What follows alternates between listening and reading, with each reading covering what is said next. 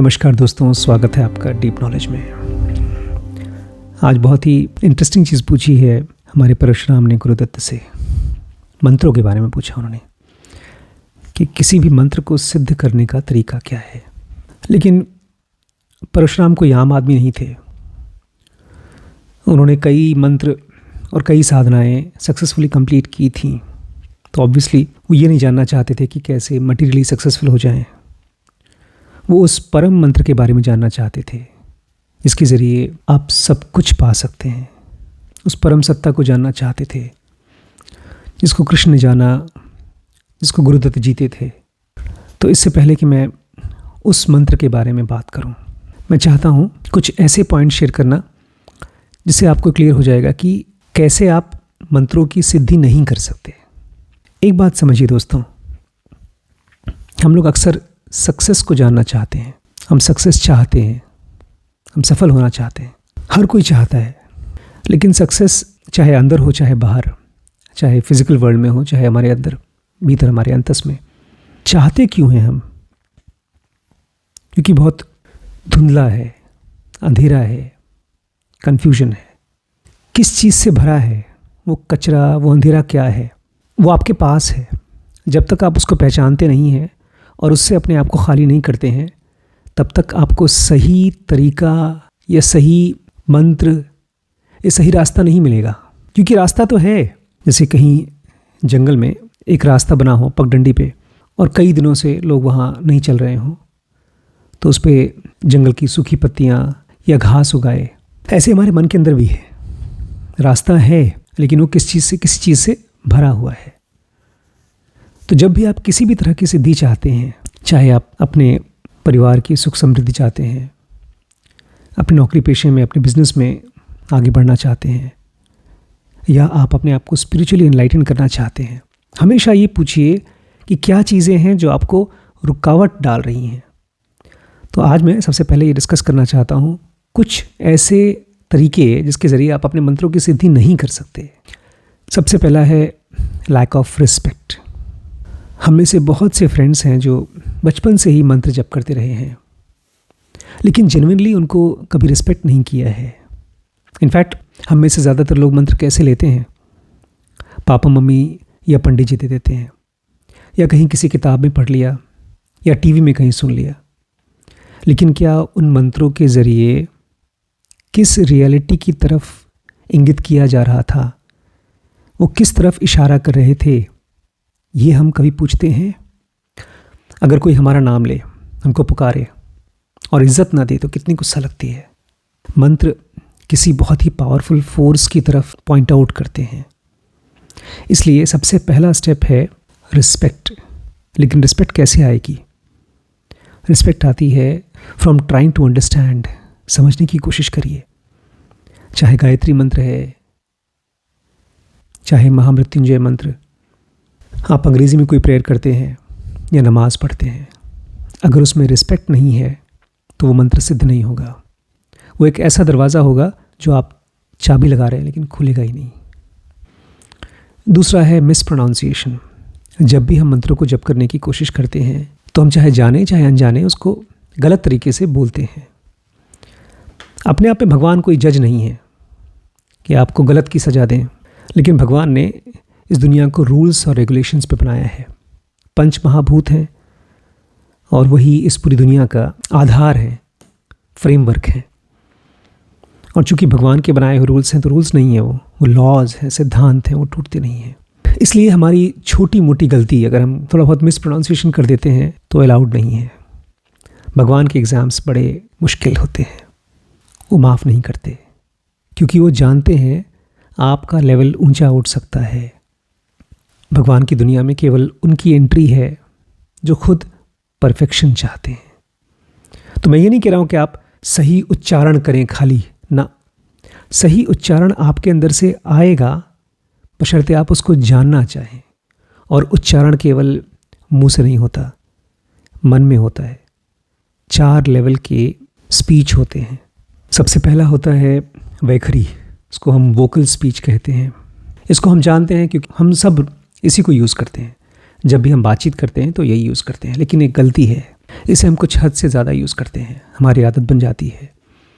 इसलिए जब हम मुंह बंद भी रखते हैं, अपनी ज़ुबान को बंद रखते हैं, तब भी हम ये स्पीच करते रहते हैं। वैखरी हमारे दिमाग में भी चलती है। यही प्रॉब्लम है।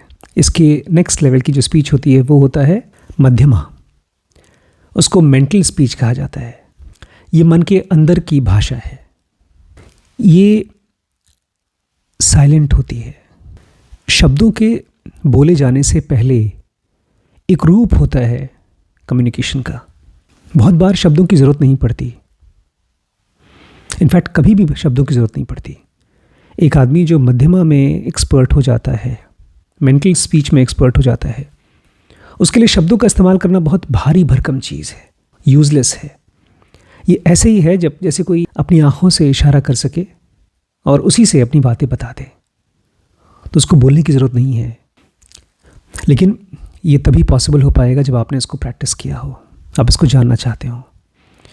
इसके ऊपर का लेवल होता है पश्यन्ति। इसको विजनरी स्पीकिंग कहा जाता है। इसको सीइंग या परसीविंग कहा जाता है। इसमें आप विचार बनने से ही पहले अपनी बात को पहुंचा सकते हैं। और सबसे हाईएस्ट फॉर्म ऑफ कम्युनिकेशन है परा, ट्रांसेंडेंटल स्पीच। इसको चेतना इस्तेमाल करती है, कॉन्शियसनेस। ये वही कॉन्शियसनेस है जो हमको बहुत गहरे में से रात को सोते समय सपने दिखाती है।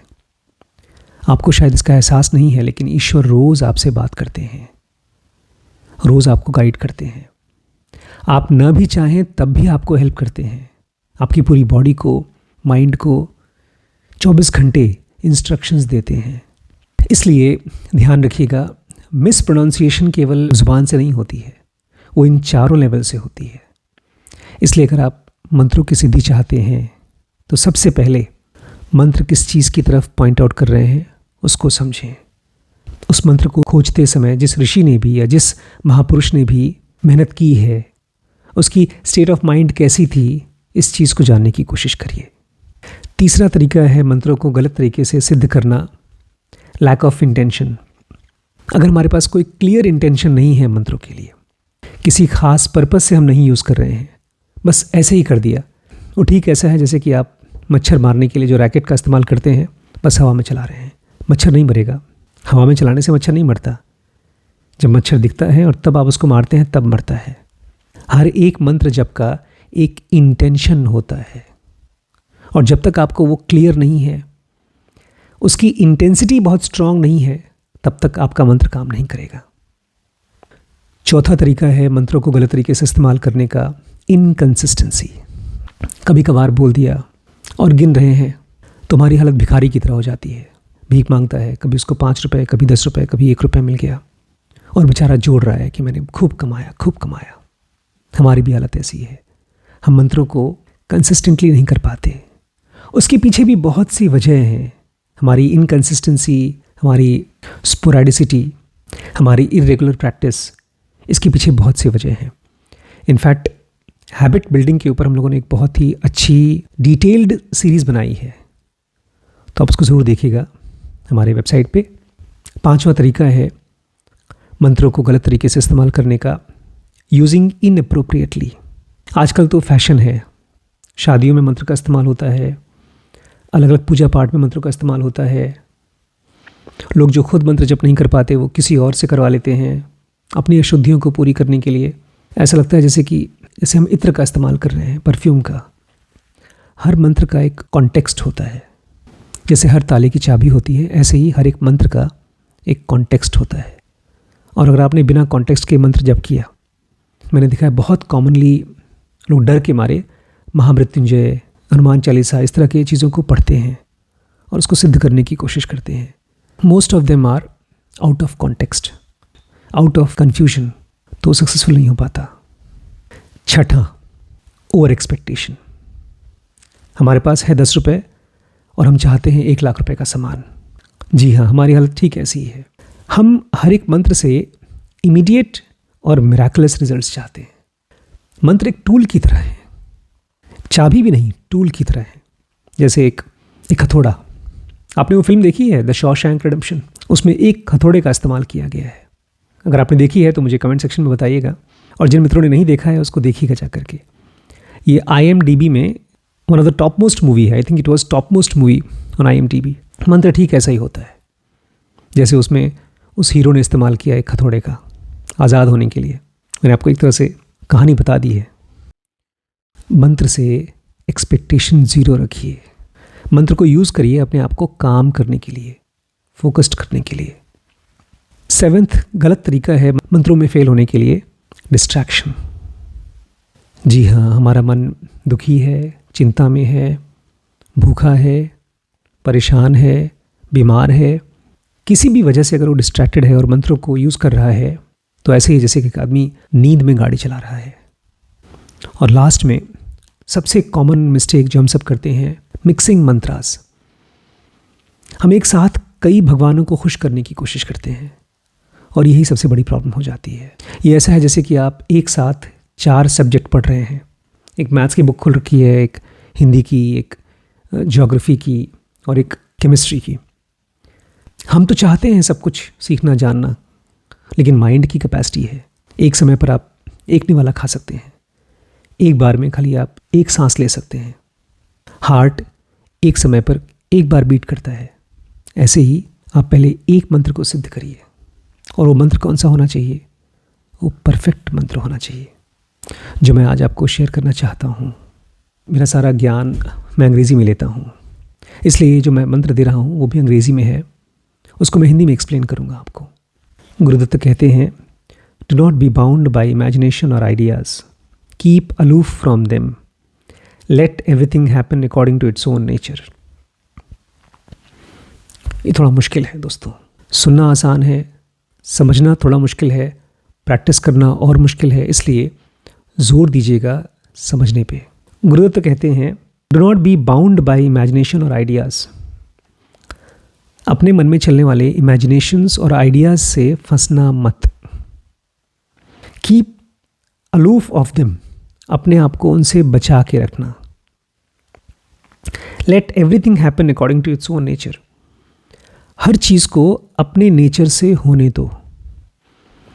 हमको पता नहीं चलता, लेकिन हम लोग, शायद पता चलता हो अगर आप देखें तो, हर चीज़ में इंटरफेयर करना चाहते हैं, हर चीज़ को अपने हिसाब से करना चाहते हैं। और यही है रुकावट, स्पिरिचुअल वर्ल्ड में आगे जाने में सबसे बड़ी रुकावट। जो भी थॉट्स आपके मन में चल रहे हैं वो गुरुदत्त के हिसाब से इमेजिनेशन है, आइडियाज़ हैं। एक स्पिरिचुअल एस्पिरेंट को, एक साधक को अपने आप को इनसे बचा के रखना चाहिए। जहाँ कहीं कुछ हो रहा है उसको होने दें। अगर आप बहुत स्ट्रांगली फील करते हैं उसमें कंट्रीब्यूट करने के लिए, बहुत स्ट्रांगली, तो कुछ करें, खाली विचारों की उल्टी ना करें। हम लोग जब कहीं देखते हैं कुछ गलत होते हुए तो हम सॉरी फील करते हैं, नहीं कर पाने के लिए गिल्टी फील करते हैं, लेकिन कुछ करते नहीं हैं। करना हो तो करें, और अगर नहीं करना है तो उससे बच के हटें। कीप अलूफ फ्रॉम देम, अपने आप को ठीक ऐसे बचा के रखें जैसे कहीं आग जल रही है, उस आग की गर्मी से, तपन से बचा के रखते हैं। Just as you are bound now by your body, mind, senses, you are also bound by the relationship of this objective world. बाप रे बाप, भाई साहब ये क्या मंत्र है! ऐसा लगता है ऐसे गुरुदत्त हर चीज में समाये हैं। कह रहे हैं, just as you are bound by your body, mind, senses, जैसे एक इंसान अपने बॉडी, माइंड और सेंसेस से बंधा हुआ है। आप बंधा हुआ महसूस करते हैं? अगर हाँ, क्या करके फ्री हो पाते हैं? कुछ क्षण के लिए सही, क्या करके फ्री हो पाते हैं? Just as you are bound by body, mind, senses, you are also bound by relationship in this objective world.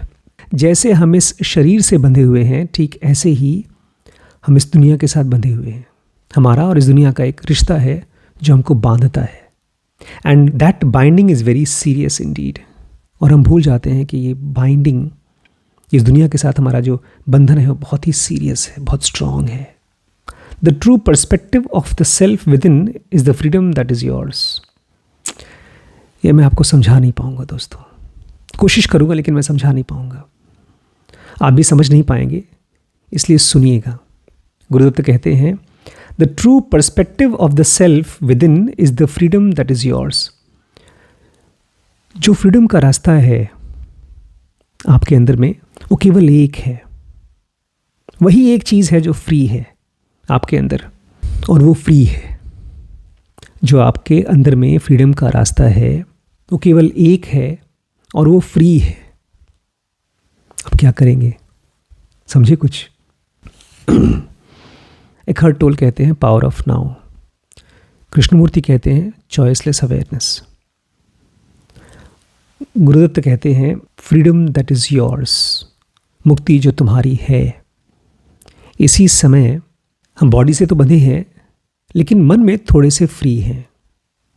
एक विचार चलता है, फिर दूसरा विचार चलता है, और इन दोनों विचारों के बीच में थोड़ा सा गैप है। जैसे रोड पर चलने वाली दो गाड़ियों के बीच में गैप होता है, ऐसे ही मन में चलने वाले दो फीलिंग्स या थॉट्स के बीच में गैप है, और वो फ्री है। वही है आपकी फ्रीडम, वही है आपका सेल्फ की तरफ जाने का रास्ता। वो क्यों फ्री है? क्योंकि वो किसी भी फिजिकल वर्ल्ड की एंटिटी से बंधी हुई नहीं है। विचार बंधे हैं, इमोशंस बंधे हैं, लेकिन वो गैप, वो अवेयरनेस, वो प्रेजेंस, वो फ्री है, और वही आपका रास्ता है। अगर आप ये नहीं समझ पाए तो कोई बात नहीं, अगला मंत्र थोड़ा उसको क्लैरिफाई कर देगा और आसान कर देगा। गुरुदत्त कहते हैं the self that is with in is all the emptiness of the sky. जो हमारे अंदर में सेल्फ है वो पूरे ब्रह्मांड का आकाश से भी बड़ा है। जो हमारे अंदर में सेल्फ है वो उस पूरे ब्रह्मांड के आकाश से भी बड़ा है। ये कैसे पॉसिबल है? तभी तो जब आप रात को सोते हैं तो आप पूरा का पूरा ब्रह्मांड बना लेते हैं, पूरी दुनिया बना लेते हैं।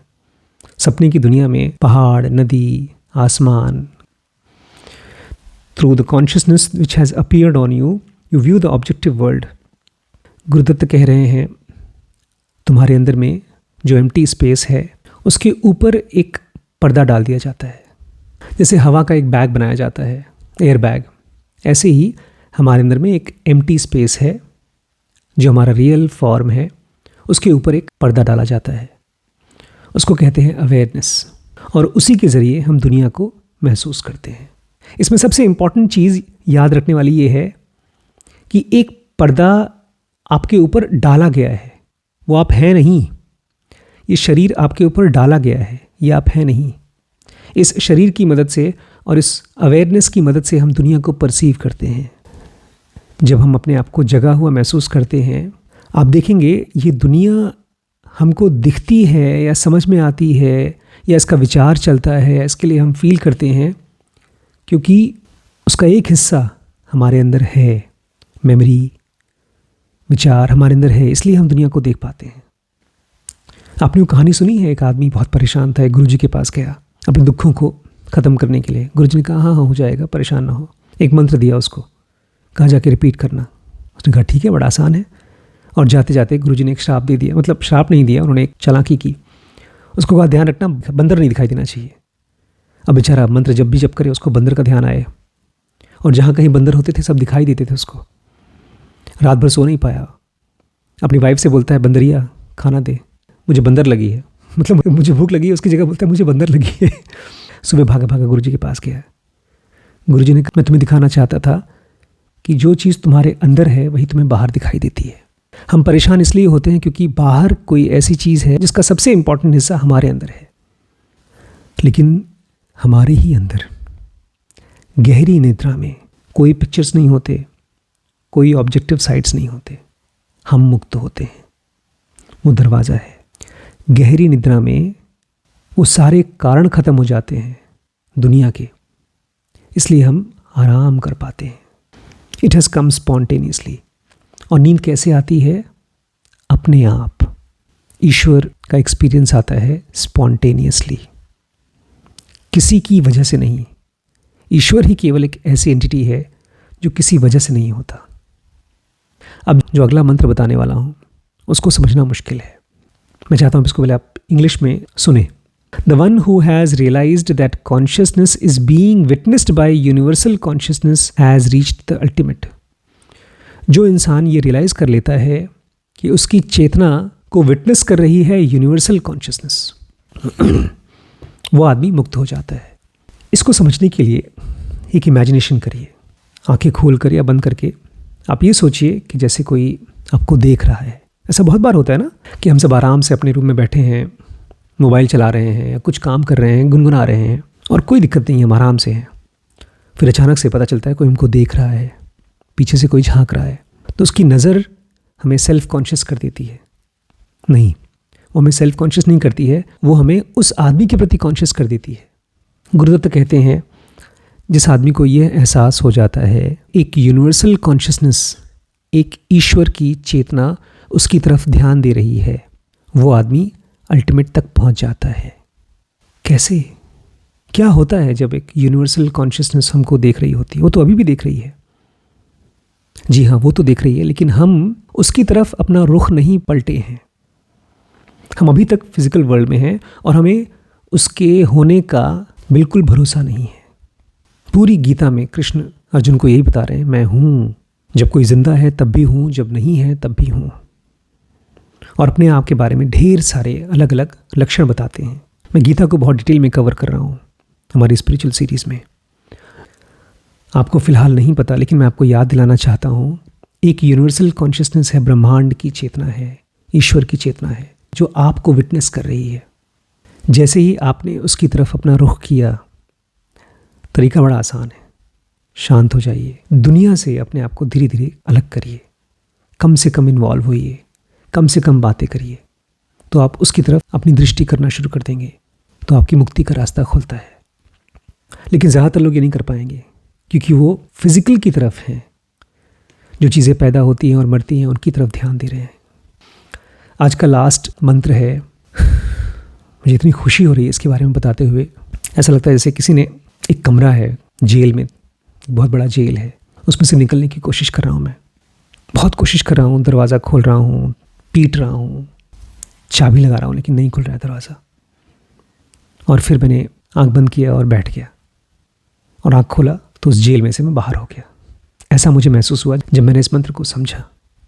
मंत्र है, the world is within me, I am not in the world. ये दुनिया मेरे अंदर है, मैं दुनिया में नहीं हूँ।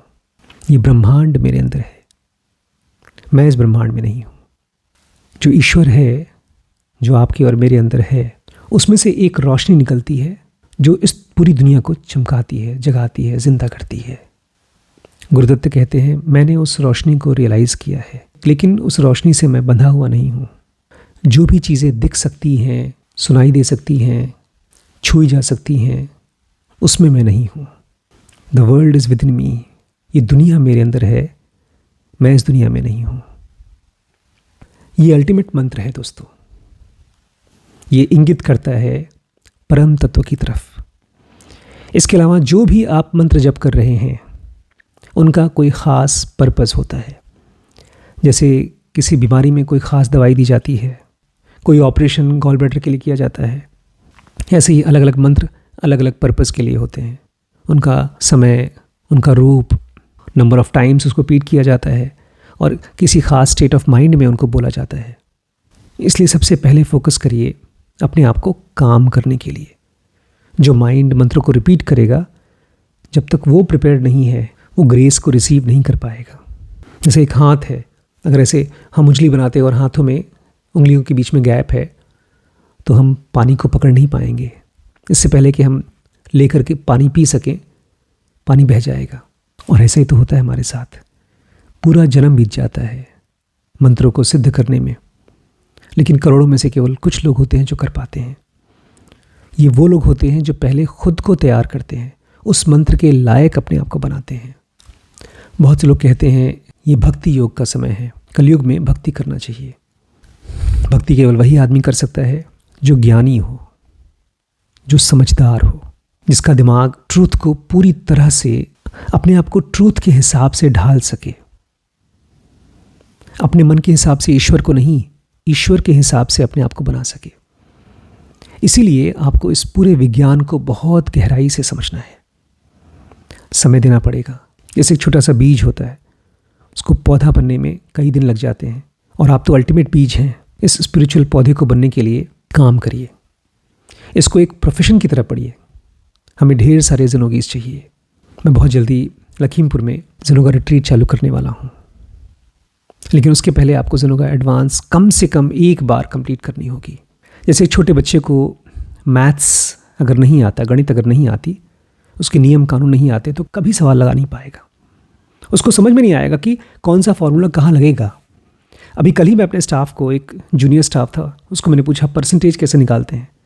बीएससी किया हुआ बच्चा, मैथ्स उसका सब्जेक्ट था 12th तक, उसको परसेंटेज निकालना नहीं आता।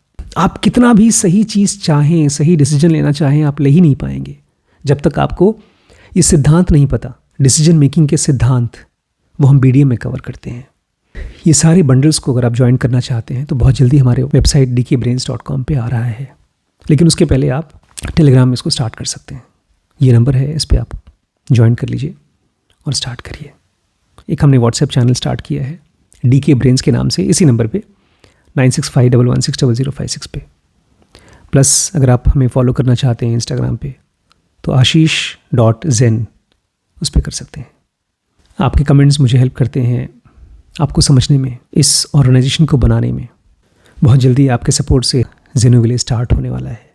डोनेट करिए और एक ऐसी दुनिया के लिए नींव डालिए जो स्पिरिचुअल हो, सक्सेसफुल हो और समझदार हो। Let's build up the future together.